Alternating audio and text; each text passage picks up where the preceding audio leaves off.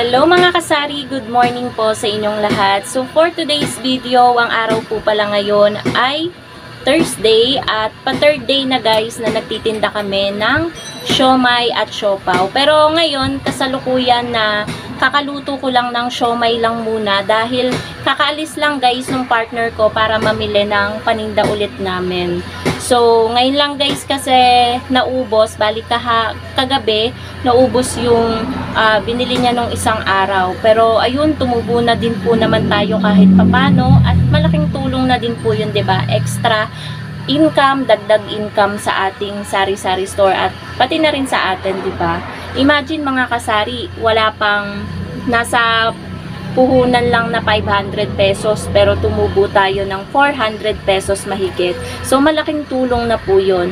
Mamaya guys, papakita ko sa inyo yung mga pinamili ng partner ko kapag nakauwi na siya. Kakaalis niya lang kasi. And then may kasama po ako ngayon dito, ang baby namin na si Basha. Behave siya ngayon mga kasari. So goods yun. Nagpabili din ako guys sa partner ko ng mga plastic bag kasi alam ko mura guys sa palengke kaysa bibili ako dito sa mga katabi kong tindahan. Syempre may another patong na rin yun na tubo. So nagpabili din po ako ng mga biskuit kasi alam nyo naman ang Pure Gold kapag inantay ko pa at doon pa ako nag-order bukas tapos made-deliver pa yon Sunday or Monday, marami nang naghahanap ng Hansel crackers, Hansel mocha, tsaka pita crackers. Nagpabili na rin ako guys sa partner ko sa palengke. Halos same price din naman, minsan mas mababa pa sa palengke. So, ayun guys, antayin na lang natin yung partner ko para mapakita ko sa inyo yung konti lang naman na pinabili ko sa kanya. A few moments later. Ngayon guys, lalabas tayo dahil yung partner natin ay dumating na. Nandito na siya. Ito na guys yung ating partner. Yung mga pinamili natin. Bilis mo. Hindi na tayo nakapunta dun sa harapan. Sakto kasi yung start ng vlog ko guys. Ayan, dyan niya yan ipaparada.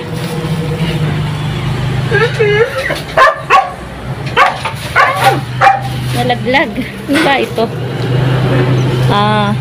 Okay. Ito guys yung mga pinabili ko sa kanya. Maatras lang siya guys. Pasok na tayo dito sa loob. Ay, mamaya na pala. Dito muna to. Bakit?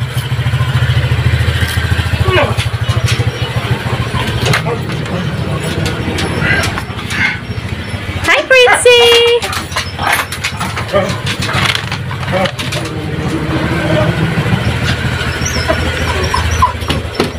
Pinaalis niya yung mga gamit dun sa paparadahan niya. Pakita ko, habang nagpa-park siya, ito guys yung siomai na natira. Kukunti na nito.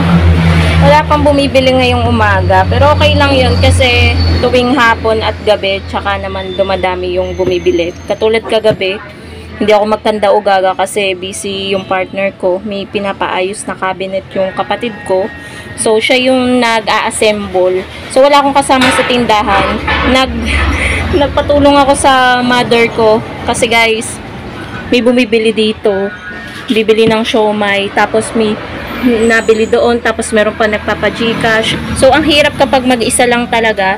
So, ito guys yung siomai na natira. Siguro worth 100 plus na lang yan. Binilang ko yan kanina. Maubos din yan mamaya. And then, ayan yung mga kagamitan natin. Garlic, chili oil, calamansi, toyo, mga paper plates, and toothpick. Ayan. Yung panghiwa natin sa calamansi is nandito sa ilalim. So, ayan yung ating paninda. Maglalabas na rin ako ng siopaw dahil nakabili naman si partner natin. Ayan, balik na tayo dito. Ito yung mga pinabili ko sa kanya. So, ipasok natin guys sa loob. Haul ko na sa inyo mga kasari yung pinabili ko kay partner. Ito yung siopaw. Ito yung siopaw. Sa isang balot, 10 pieces. Yung sauce nito guys ay nasa loob na. Wala siyang sauce na yung inaano natin. So, ayan, nagpabila ako ng mini, and then medium na plastic bag. Tapos ito, pantakip doon sa, parang hindi pasukan ng langaw kasi taglangaw ngayon dito sa amin. Tapos ito guys, sa mga nagtatanong kung anong tatak ng siomay na tinitinda namin, ito po. Ito. Masarap tong siomay na to eh. Ayan, Dim Sum Factory. Ayan, may color yellow. Kasi may naghahanap guys ng yellow. Meron ding puti. Pero same lang naman siya na pork. Ayan, humuhuna. Ayan. Lalagay natin to sa freezer. Nakato ka ba? Oh. Ano ako? Tapos, ito yung pinabili ko naman na konting biskwit. Akala ko walang pita. Ha? Akala ko walang pita.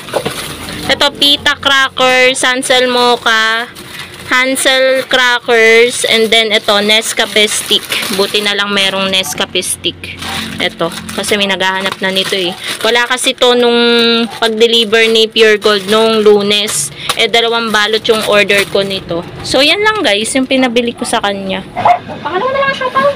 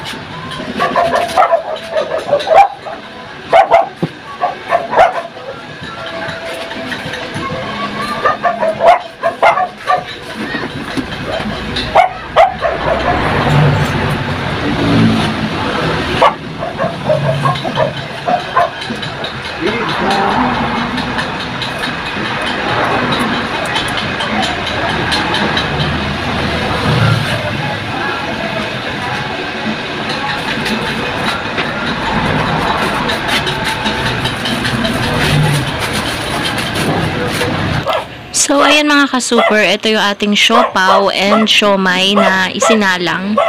And then, ito, 2 layer lang yung nagamit ko. Ito yung pangatlong layer. Di ko siya nagamit dahil 2 siopaw lang naman yung aking niluto. Mabilis naman guys lutuin ng siopaw, kaya madali lang magsalang. And ito pala si Basha. Nasa loob siya ng tindahan. Kasi humahabol siya kapag mag-isa lang siya sa loob ng bahay. Iyak siya ng iyak. So, ayan ang ating tindahan guys.